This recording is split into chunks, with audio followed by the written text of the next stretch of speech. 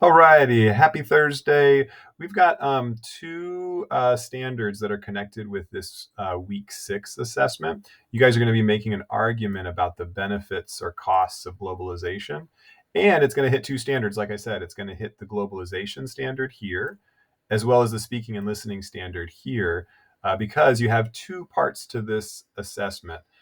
Step one, let's see, hold on, let me do the learning target real quick. I can make an argument, including a claim, evidence, reasoning, and counterclaim about the costs and benefits of globalization. I'm going to do this by completing my week 6 globalization CER, ER, and then asking questions and building off my classmates' ideas in a flipped discussion. So here's step one, is that first part, the week 6 globalization argument CER, ER. When you open up your copy, you will find some of the sentence starters that we used yesterday on the skill practice. And so feel free to open up the skill practice from yesterday to see, what you wrote. I'm going through right now and putting feedback on it too. There's also the shared resource library. This is where you're going to find your evidence for your CER. So you're going to make a claim. Which is better? Here's your claim. I believe that the costs or benefits of globalization outweigh, or I believe the costs outweigh the benefits, or you could argue the other way around. I believe the benefits outweigh the costs. So that's the big first decision. Which way are you arguing? As you scroll through this week 6 resource library, do you feel like the costs of economic development, like climate change, low wages, disruption to local cultures, do you feel like those costs outweigh the benefits? Or do the benefits, like improved health and increased quality of life and more wealth and jobs, do those benefits outweigh the costs? And your job is to make an argument saying which one. Hold on, let me go back to this document here.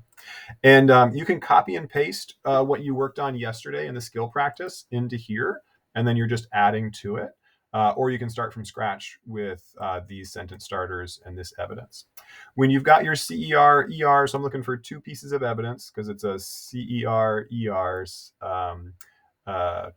structure. So you could argue two things. Maybe it's that that the costs outweigh the benefits because not only is it a lot of pollution and climate change, but there's still a lot of low wages. You could argue both of those.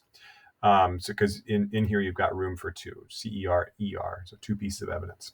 The counterclaim I'll just talk real quick about. Try and finish off by incorporating an argument from the other side. Others might argue blank, but in reality blank. Okay. Once you've got your CER, ER up to date, ready to go, then you can go on to step 2, which is the speaking and listening standard.